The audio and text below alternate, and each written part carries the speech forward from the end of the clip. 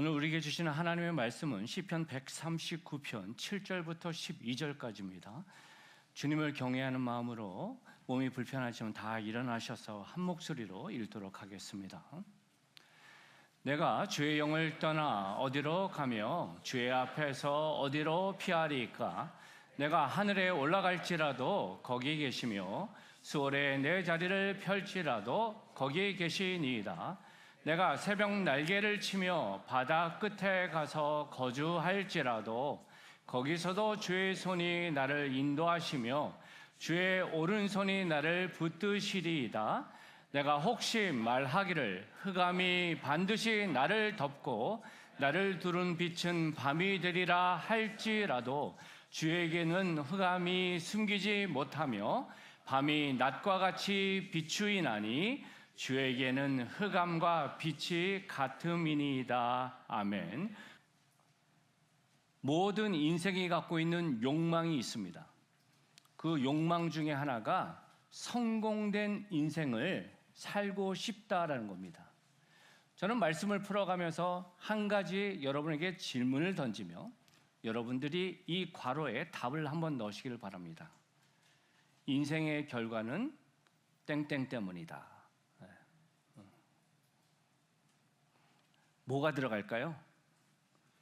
돈, 학벌, 미모, 건강, 여러 다양한 부분이 될 수 있겠죠.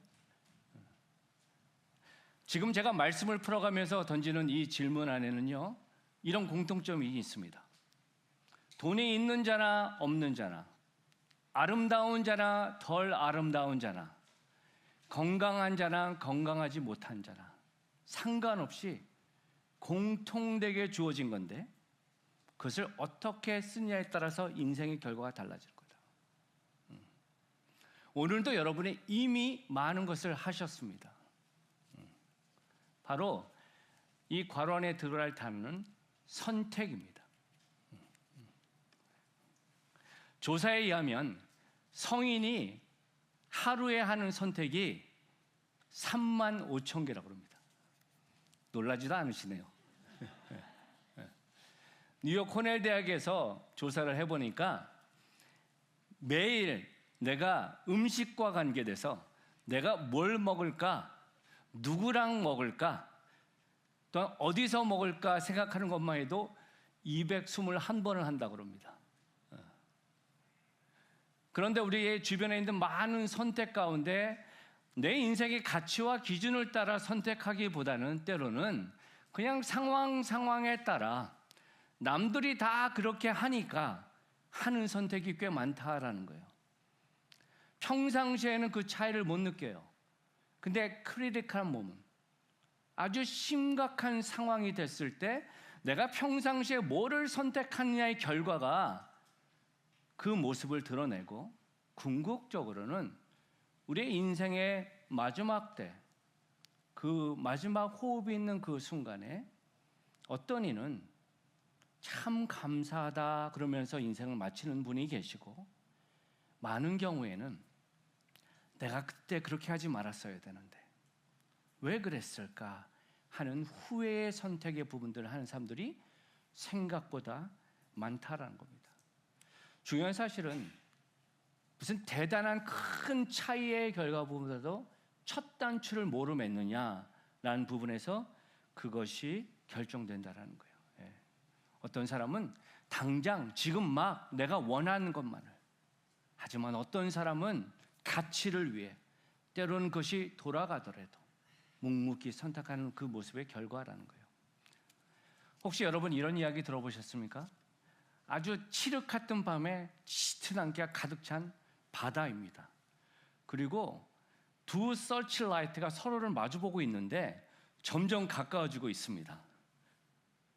한쪽에서 외칩니다. 당장 그 선수를 옮기십시오. 나는 군함입니다. 그렇게 말한 겁니다. 그랬더니 반대편에서 이렇게 말합니다. 당신이 옮기십시오. 나는 등대입니다. 아무리 위대하고 강한 군함이라 할지라도 육지에 기반을 둔 등대를 이길 수 없습니다. 우리의 인생도 마찬가지입니다. 삶을 살아가면서 잘 살고 싶고 그러면서 선택하면서 인맥, 돈, 환경 그것을 붙잡고 이거면 내가 견고히 설 수 있을 것이다. 그런데 그것은 언제나 불확실해요. 중요한 사실은 변치 않는 것의 기준을 잡을 때 상황은 힘들더라도 견디고 나아갈 수 있다는 겁니다. 그리고 변치 않는 것은 하나님 한 분이신 줄 믿습니다. 17세기 영국의 청교도 신학자인 리차드 씹슨은요 이렇게 말했습니다. 유한한 존재가 어떻게 무한하신 분을 온전히 이해할 수 있겠는가? 우리는 하나님을 어느 정도 깨달아 알 수는 있지만 그분을 완전히 이해할 수는 없다. 저 여러분이 반드시 알아야 할 사실은 이겁니다. 많이 배웠을수록, 많이 경험이 있을수록 우리는 나름대로 하나님은 이런 분이야 라고 스스로 판단할 수 있다는 겁니다. 근데 지혜로운 사람은 하나님은 하나님이시고 나는 사람이다 라는 그 마음으로 하나님 앞에 바른 자세로 서고자 하는 모습을 몸부림치고 있고 그것이 모든 선택을 하는 기준이 된다는 겁니다. 그렇습니다. 바른 신앙은요 하나님을 바로 아는 지식에서 시작돼야 합니다. 그리고 오늘 우리가 함께 읽으신 시편 139편 다윗의 시죠. 하나님을 바로 알도록 말하고 있다라는 거예요. 우리가 아는 사실은 다윗처럼 파란만장한 인생을 산 사람이 없어요. 다윗은 유대인들에게 위대한 왕입니다. 그리고 모든 믿음의 백성들에게 귀한 선배가 되죠. 존경받는 자입니다. 하지만 그의 인생을 지켜보면 그의 화려함 뒤에는 말할 수 없는 큰 그늘이 있음을 우리는 성경 곳곳에서 찾을 수 있어요. 다윗의 유년 시절은 어땠습니까? 이새의 아들로 8째였습니다. 왕으로 기름 부음을 받는 그 자리에 다윗은 초청받지 않았습니다. 무슨 말입니까? 아빠가 그를 인정하지 않았다라는 거예요. 그게 얼마나 고통스러운 건지 아십니까? 부모로부터 인정받지 못한다는 거. 다윗은 왕으로 기름 부음 받지만 바로 왕이 되지 못합니다. 오랜 시간을 기다립니다. 사울 왕의 시기를 통해서 그는 도망자의 인생을 살았던 것을 우리는 압니다. 왕이 돼서는 어떻습니까? 가족사는 어떻습니까? 자녀들 사이에서 강간이 일어나고 서로 죽이는 그런 모습들이 자행됐습니다.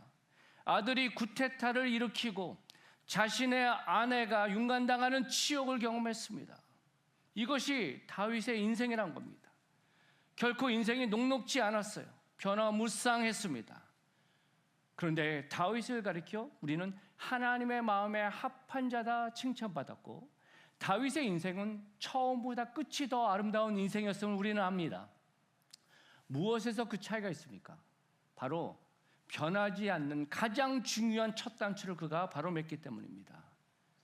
바로 하나님. 다윗은 사람들이 전혀 관심받지 않던 목동이었을 때도 모두가 그를 바라보는 왕이 됐을 때도 그는 알았습니다. 자신의 위에는 누가 계시다? 하나님이 계시다. 즉 지금 시편 139편에서 다윗이 올리는 찬양은 하나님은 이런 분이시다. 하나님에 관해서 말하는 게 아니라는 거예요.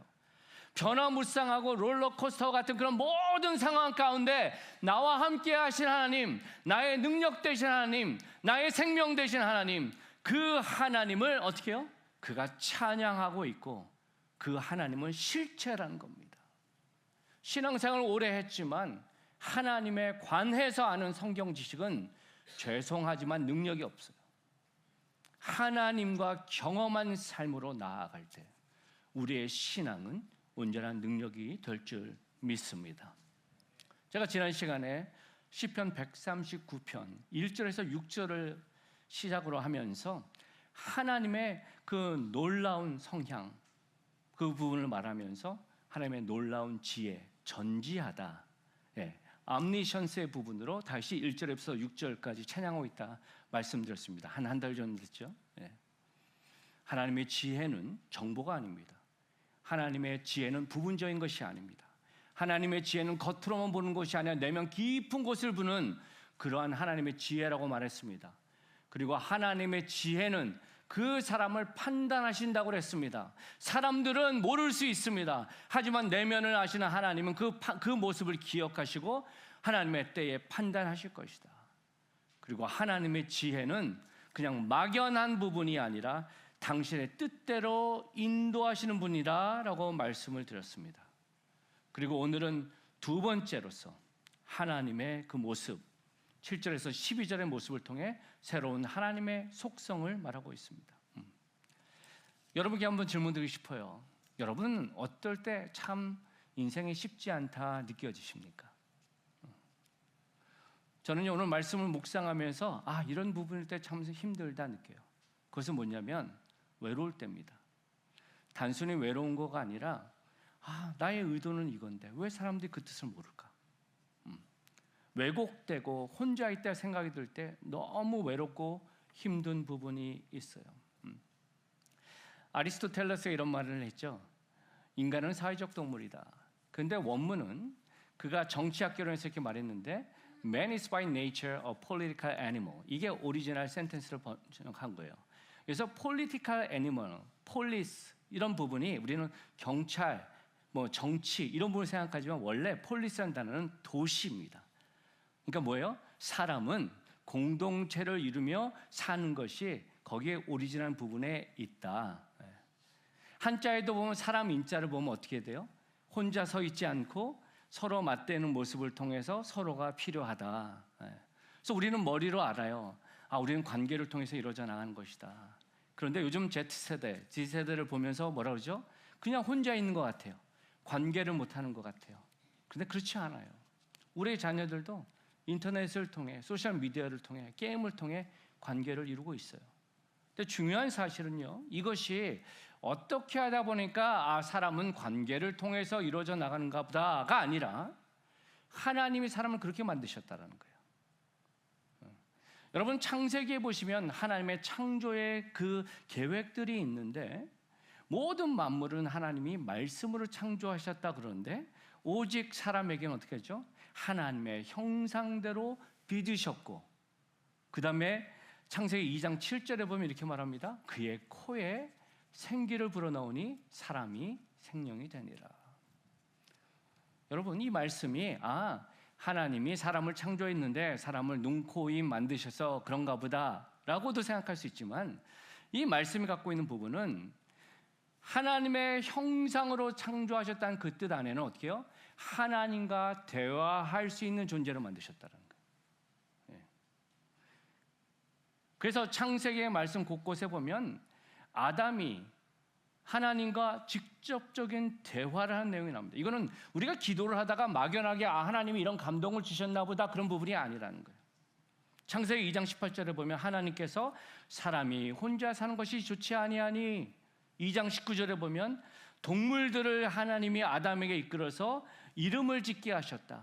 무슨 말이에요? 이거는 뭐라고 생각해? 이름을 짓게 하셨다. 대화를 했다. 무슨 말이냐? 저와 여러분은 accidentally 어떻게 하다 보니까 창조된 게 아니라 하나님이 intentionally 당신과 관계할 수 있는 빙으로 만드셨고 그 안에서 우리가 누릴 수 있는 참된 감격과 기쁨의 부분들이 있는데 우리는 그것을 온전히 누리지 못합니다. 이유는 뭐예요? 아담의 범죄 때문에. 아담이 범죄를 지음으로 에덴 동산에서 쫓겨나고 그런 상황 끝에 모든 인간은 하나님의 존재를 거부하고 하나님이 아닌 다른 것으로 채우며 삶의 만족을 이루고자 하지만 도전드립니다. 내가 원한 것을 다 얻었다 할지라도 하나님이 빠지면 어느 한 곳에 뻥 뚫린 것처럼 허전한 게 인생입니다. 예전에 제가 청년부 사역할 때 우리 청년이 그런 말 했습니다. 목사님, 아플지 몰라도 저는 돈벼락 맞고 싶어요. 무슨 말이에요 거기는? 돈이면 나에게 진정한 행복을 줄 수 있을 것 같아. 근데 돈벼락 맞으면 죽어요. 근데 핵심은 뭐냐? 왜 그 많은 것들을 누리는 사람들이 왜 중독에 빠지고 인생이 힘듭니까? 왜냐면 허전하기 때문에 그래요. 다른 걸로 채우려고 그래요. 중요한 사실은 이겁니다. 하나님의 두 번째 성향, 속성, 예. 그 부분이 우리랑 무슨 상관이 있느냐를 바로 알아야 됩니다. 오늘 본문 속에서 나오는 다윗의 찬양은 이겁니다. 하나님의 편재를 찬양하고 있습니다. omnipresent. omni는 모든 곳에 존재하신다. 한문으로는 무소부재라고도 표현하죠. 예. 하나님이 존재하지 않는 장소는 아무 곳에도 없다. 하나님은 어느 곳에나 계신다. 중요한 사실은 이겁니다. 하나님을 똑바로 알아야 됩니다. 하나님의 속성을 바로 알아야 됩니다. 이것은 단순히 하나님은 어느 곳에나 계셔 그 정도의 부분이 아니라 하나님이 그렇게 계시기 때문에 우리의 신앙과 삶의 부분에서 그것을 바로 기억하면 우리는 이 풍랑과 같은 이 험한 세상 가운데서도 견고하게 설 수 있고, 그것이 될 때 이것이 단지 도구마가 아니라 나의 신앙을 힘있게 세울 수 있는 부분인 것을 꼭 기억하면 좋겠어요. 그래서 저는 어메이징한 두 번째 모습으로 거기에도 하나님이 계십니다. 우리가 생각지 못한 그곳에도 하나님이 계십니다라는 부분으로 세 가지 포인트로 함께 생각해 보기를 원해요. 첫 번째는 이것입니다. 함께 읽습니다. 시작. 내가 피하려는 그곳에도 하나님은 계십니다. 7절에 보면 이렇게 다윗은 찬양합니다. 내가 주의 영을 떠나 어디로 가며 주의 앞에서 어디로 피하리까? 영문 번역에 보면 퀘션 마크가 있어요. 그죠? 질문이란 겁니다. 이것을 가리켜서 우리는 rhetorical question이라고 그래요. 문맥을 쓸 때 수사학적 질문이라고 하는데, 이 rhetorical question은 언제 사용하냐면 강조할 때 쓰는데, 어떻게 강조하냐면 너무나도 당연한 것을 질문을 던져서 강조하는 거예요. 예를 들어 부모가, 엄마가 아들한테 이렇게 얘기합니다. 학생이 뭐 해야 돼? 아무도 제일 말하는 단어 중에 하나 거죠. 부모가 몰라서 물어보는 거예요. 네. 학생이 뭐 해야 돼? 누가 다 알죠. 학생이면 공부해야지. 예, 그걸 돌려서 말하듯이 지금 다윗이 내가 주의 영을 떠나 어디로 가며 주의 앞에서 어디로 피하리까? 이 말 뜻 안에는 어디로 가야 할지 모르겠습니다 라는 뜻이 아니라 어디로 가든지 주님은 계시고 당신을 피할 수 있는 방법은 없습니다 라는 스테이트먼트로 지금 시작하고 있다는 거예요. 그러면서 이어지는 8절 9절에 보면 그 어디가 설명하고 있는데 8절에 이렇게 말합니다. 내가 하늘에 올라갈지라도 거기 계시며 수월에 내 자리를 펼지라도 거기 계시나이다. 두 장소가 나옵니다. 하늘, 샤마임, 그리고 또한 땅. 그런데 이 샤마임을, 하늘을 얘기할 때 이렇게 이해는 안 하셨으면 좋겠어요. 하나님이 계신 처소, 샤마임으로 쓰기도 하지만 고대 사람들에게 하늘을 먼저 얘기를 할 때는 이런 의미예요. 인간이 결코 다다를 수 없는 장소, 가장 높은 곳의 부분을 할 때 이 샤마임을 씁니다. 창세기 11장에 보면 바벨탑 사건이 나오죠. 하나님 말씀합니다. 생육하고 번성해서 퍼지라 그랬는데 인간은 뭐하죠? 흩어지기를 원하지 않았고 탑을 쌓아서 하늘에 닿자. 하나님 탑 쌓는 걸 싫어서 그렇게 하셨을까요? 그들이 탑을 쌓았던 가장 중요한 목적은 하늘에 닿고자 않았던 거예요. 어떻게요? 하나님같이 높아지고 싶었다라는 겁니다. 그 죄의 본성의 부분 안에서 하나님이 심판을 내렸다는 거예요. 그런데 그 사건 앞에 창세기 11장 5절에 뭐라고 말합니까? 이렇게 말합니다. 여호와께서 사람들이 건설하시는 그 성읍과 탑을 보려고 뭐라고요? 내려오셨더라. 이게 우리의 한계예요. 막 다 모아서 막 높이 쌓고 있지만 하나님은 그 모습을 보시기 위해서 어떻게 하나 보자 그러고 내려오고 계시다. 이게 우리 지금 다윗이 가설한 부분은 우리가 애를 써서 높은 자리까지 간다 할지라도, 갈 수도 없지만 간다 할지라도 이미 그곳에 하나님은 계시다.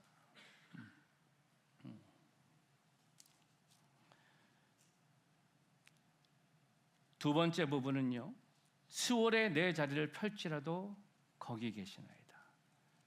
여기서 말하는 수월이라는 단어는 구약에 66번이나 나옵니다.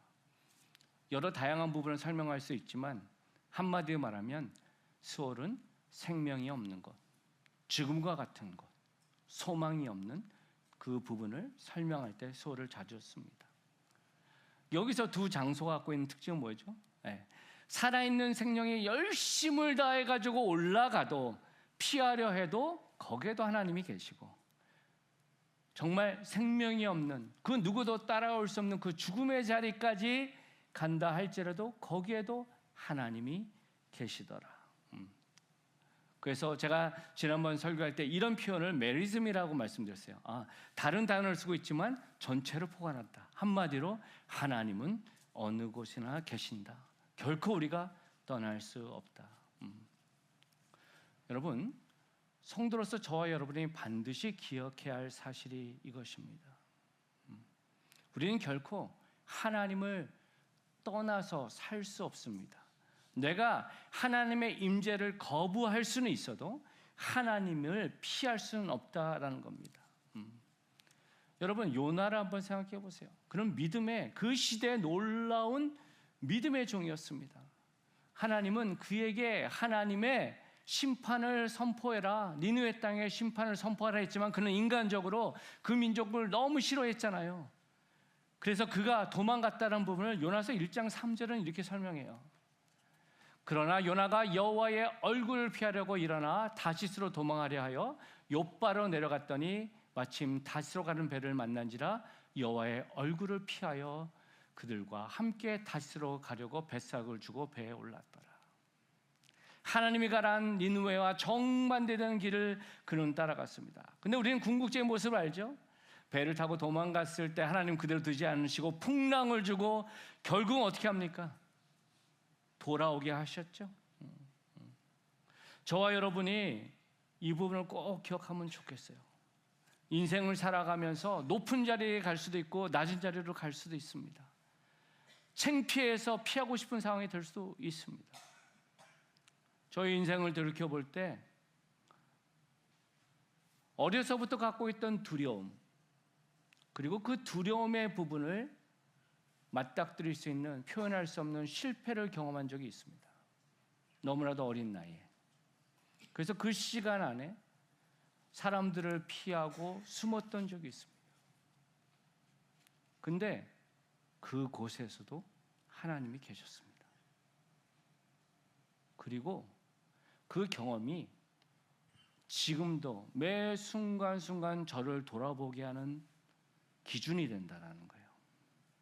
살다 보면 승승장구할 수 있습니다. 사람들이 높일 때가 있다는 겁니다. 살다 보면 실패할 수 있습니다.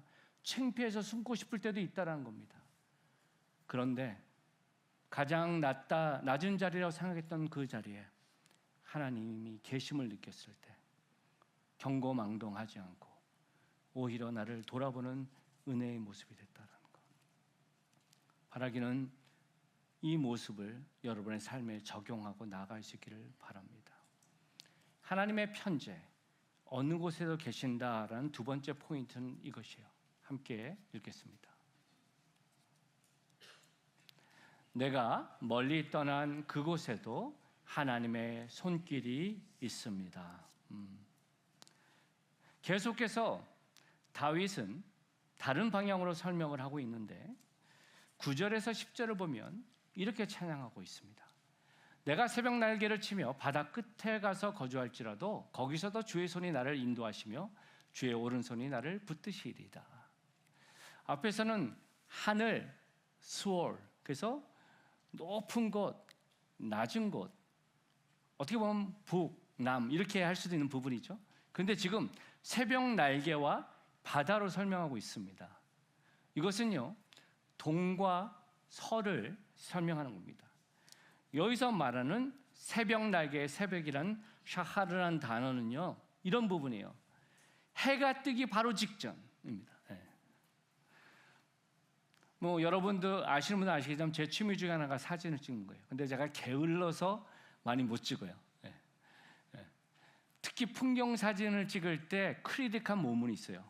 그것은 뭐냐면 해 뜨기 전 30분, 해 지기 전 30분, 그때 빛이 제일 좋아요.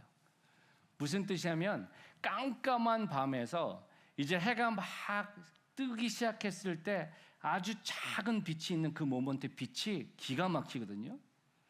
그런데 그 빛이 보인다 하는 그 순간에 어떻게 해요? 순간적 빛이 확 펴져요. 그러면서 밝아진다는 거예요. 지금 다윗이 새벽 날개라고 표현한 것이 뭐예요? 동쪽에 해가 뜨면서 쫙 펴지는 그 부분을 지금 설명하고 있다라는 겁니다. 그리고 지금 이어서 바다 끝이라고 말하는데 이것은 서쪽을 말합니다. 왜냐하면 고대 이스라엘의 지리적 관점을 생각해 보면 이스라엘 땅의 가장 큰 바다는 지중해입니다. 그리고 그건 서쪽에 있는 거예요. 그래서 바다 끝이라고 그러면 서쪽의 가장 끝, 사람이 다다를 수 없는 그 자리.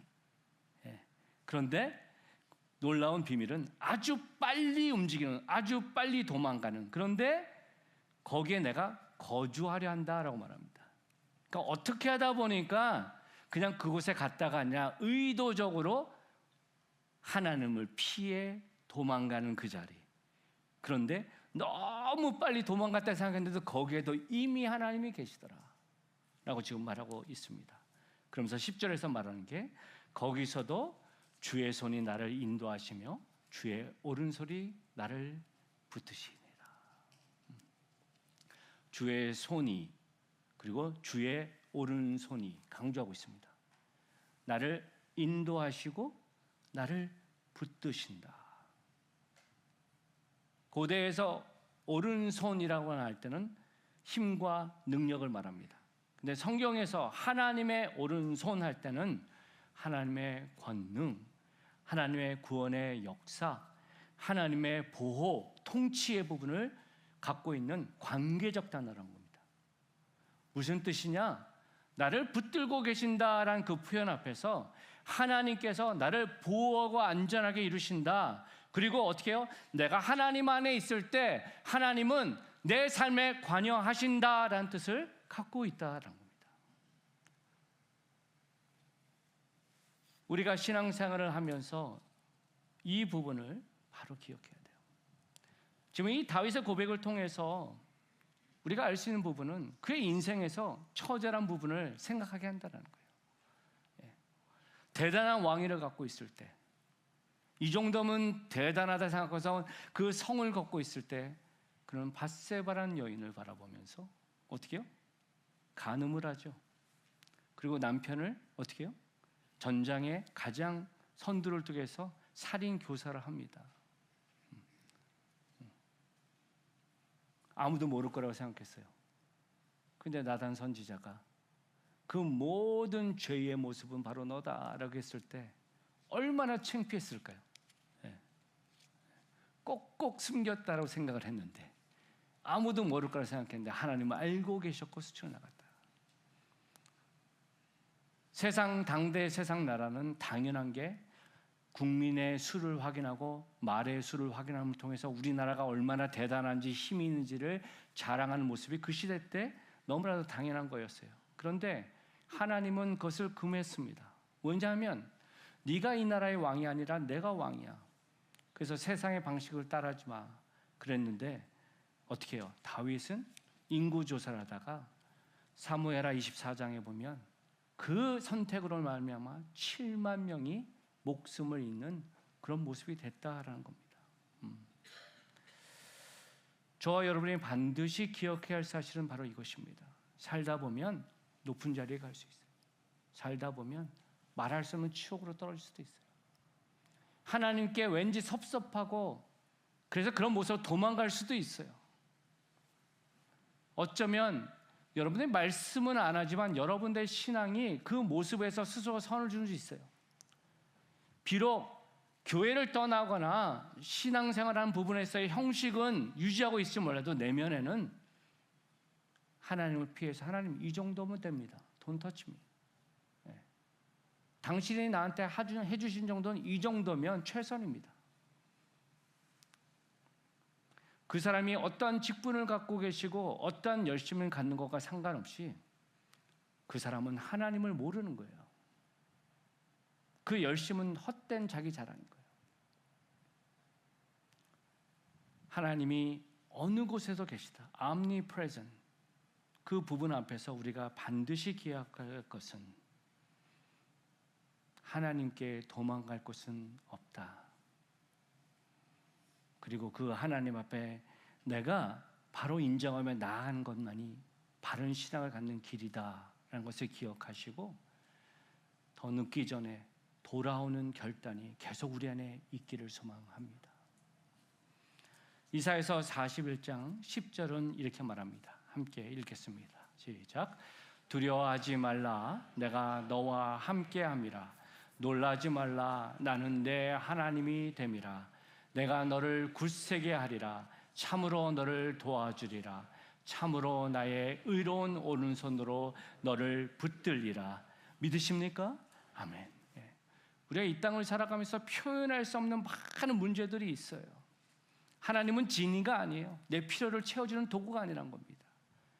오히려 하나님의 그 임재 앞에 내가 코람데오의 자세로 연약함을 고백하고 하나님 도망가지 않겠습니다. 하나님 핑계대지 않겠습니다. 하나님 나를 새롭게 해주십시오 라는 모습만이 우리가 더 풍성한 신앙의 모습으로 나아가는 믿음의 비결이라는 것을 바로 알고 결단하며 나아가기를 소망합니다. 세 번째로 하나님의 그 임재하심 앞에 우리가 기억해야 할 것 이거입니다. 함께 읽습니다. 시작. 내가 어둠에 덮인 그곳에도 하나님의 빛이 있습니다. 11절에서 12절을 보면 이렇게 말해요. 내가 혹시 말하기를 흑암이 반드시 나를 덮고 나를 두른 빛은 밤이 되리라 할지라도 주께서는 흑암이 숨기지 못하며 밤이 낮과 같이 비추이나니 주에게는 흑암과 빛이 같음이니이다. 앞의 내용은 어떤 면에서 장소를 말합니다. 동서남북 피하려고 했는데 하나님은 어느 곳이랑 계시군요. 그런데 지금 11절 이하의 부분에서 말하는 것은 이제 보이고 보이지 않는 가시성의 부분으로 설명하고 있다는 거예요. 칠흑 같은 어두움. 지금 반복되는 그 흑암이라는 단어, 호셰크라는 이 단어의 부분은 단지 약간 어두운 부분이 아니라 정말 바로 코앞도 안 보이는 그러한 어둠의 상황, 내가 나를 안 보이는 그런 상황에도 어떻게 해요? 하나님은 나를 보고 계시군요 라고 말하고 있다는 거예요. 지금 다윗은요, 이것이 앞의 내용과 동일한 부분인 걸 설명하기 위해서 중요한 부사를 10절과 12절에 사용하고 있는데 한글 번역본에는 그것이 명확하게 들어오지 않아요. 감이라는 부사입니다. 그 부사는 심지어 어디조차에도 라는 부분인데 10절에 보면 감샴, 바로 그곳에도, 그리고 12절에 어둠조차도 말하는 감 호셰크라는 단어가 바로 이런 부분에 있어요.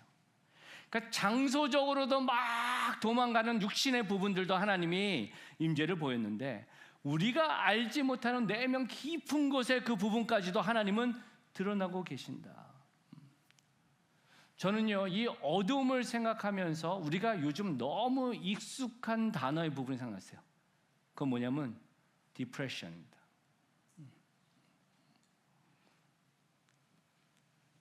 우울감이라고도 표현을 하는데 우울감을 설명하는 경우가 많지 않죠. 어쩌면 여러분 자녀들 가운데서도 디프레션에 있는 자녀들이 있을 겁니다.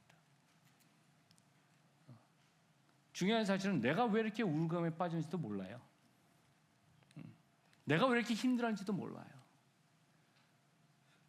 그런데 나도 모르는 것을 하나님은 지금 보고 계신다. 진짜 깜깜해서 아무것도 볼 수 없는 환경 안에서도요, 요즘 테크놀로지는 볼 수 있어요. 그죠? 네. 군인들이 전쟁 시간 할 때 이렇게 안경을 다 쓰잖아요. 적외선 카메라, 또 열추적 카메라. 네. 우리의 눈에는 안 보이는데 그런 테크놀로지를 볼 수 있어요. 그런데 지금 하나님께서 보여주시는 이 부분, 당신 앞에는 빛과 흑암이 동일하더라는 뜻은 어둠과 빛이 그냥 믹스됐다 이런 부분이 아니라 우리가 보기에는 전혀 알 수 없는 그것, 나조차도 결코 그것 존재가 인지되지 않는 그것까지도 하나님은 정말 밝은 대단을 보는 것처럼 보고 계시고 그 하나님의 임재를 기억하라는 겁니다. 우리가 신앙생활을 하면서 반드시 기억하고 붙잡는 문양이 있다면 바로 십자가입니다. 그죠? 근데 우리가 기억해야 할 사실이 뭐예요? 예수님께서 우리를 위해 십자가에 죽으셨습니다. 아멘? 예수님이 우리의 죄를 위해 대신 죽으셨고 속량하셨기 때문에 비록 우리가 과거에, 현재에, 또 미래에 짓는 죄라 할지라도 연약한 가운데 지었다 할지라도 예수 그리스도의 보혈의 피가 우리를 감싸고 있기 때문에 하나님이 우리의 죄성이 아니라 주님의 십자가를 믿는 그 믿음을 바라보시며 의롭다 칭하신다 말했습니다. 그런데 저와 여러분이 질문해야 할 것이 있어요. 예수님이 우리의 죄를 위해서 십자가에 죽으셨다. 아멘, 믿습니다. 그런데 예수님의 십자가의 고난을 어떻게 해석하느냐예요. 그냥 죽으시면 되잖아요. 구약시대에 보면 순결한 어린 양, 소를 잡을 때 막 치욕을 주고 막 그러지 않아요. 그죠? 깨끗하게 씻기고 단번에 죽여요. 근데 왜 예수님이 로마 군병들에게 치욕을 당하고 침무침을 당하고 종교 지도자에게 침무침을 당하고 십자가에서 모든 것을 다 드러내고 고통과 어려움 가운데 그 수치를 받으셔야 했을까라는 겁니다. 그것이 바로 하나님이 죄 가운데 살아가는 너희들의 아픔을 내가 안다 말씀하시는 거예요. 우리는 연약해서 우리 죄 때문에 때로는 실수하고 넘어지고 실패합니다. 그런데 죄 없으신 당신께서 그 모든 수치와 고난을 받으심을 통해서 너희들이 십자가를 바라볼 때마다 그것을 기억해. 네가 당하는 고통과 눈물의 부분을 다른 사람은 몰라도 나는 알아. 세상은 말합니다. 이것 때문에 내가 디프레션에 빠졌습니다. 이것 때문에 나는 이렇게 살 수밖에 없습니다. 핑계를 줍니다. 우리는 다 알 수 없습니다. 그런데 십자가를 바라보고 하나님의 은혜를 생각하고 나아갈 때 주님은 그리스도에 말씀합니다. 내가 네 눈물을 안다. 네가 숨고자 하는 수치심을 안다. 이것이 바로 우리가 하나님의 속성을 바로 알아야 하는 이유라는 겁니다. 시편 27편 1절은 이렇게 말합니다. 함께 읽습니다. 시작. 여호와는 나의 빛이요 나의 구원이시니 내가 누구를 두려워하리요. 여호와는 내 생명의 능력이시니 내가 누구를 무서워하리요. 아멘. 말씀을 마무리합니다. 우리가 하나님의 속성을 바로 알아야 되는 것은 하나님은 이런 분이시 정도의 부분이 아니라 하나님의 그 하나님 되심이 얼마나 크신지를 바로 알 때 우리가 이 땅을 힘있게 살아가는 능력이 된다는 겁니다. 하나님의 전지하심, 암니션스가 우리에게 필요한 이유는 너의 모든 상황을 내가 다 알아. 그리고 하나님의 편지하심, 암니프레젠테에서 네가 가는 그 모든 발걸음 네가 보지 못하는 네 내면의 깊은 곳까지도 내가 있어 라고 말씀을 하실 때 우리의 신앙은 단지 교회 다니고 성경 말씀 읽고 기도하는 것을 넘어서서 가장 중요한 가치의 부분을 가지고 붙들고 산다라는 겁니다. 여러분 하루하루의 삶을 돌아보십시오. 35,000개를 선택합니다. 무의식 중에 선택합니다. 그때 우리의 기준이 되어야 될 부분은 코람데오입니다. 하나님 앞에서 내가 이 선택을 하는 것이 옳은 것인가? 남들이 뭐라 말하든 내가 그것을 바로 주님 앞에 여쭙고 할 수 있는 최선의 선택을 할 때 지금 당장은 돌아가는 것 같고 손해보는 것 같고 때로는 사람들에게 외면당할 수도 있지만 궁극적으로는 주님께 칭찬받고 주님 감사합니다. 주님께 영광 올립니다 라는 믿음의 고백으로 설 줄 믿습니다. 바라기는 저와 여러분이 그것을 바로 결단하고 나아가는 삶을 살아가시기를 높으신 예수님의 이름으로 축원드립니다. 아멘.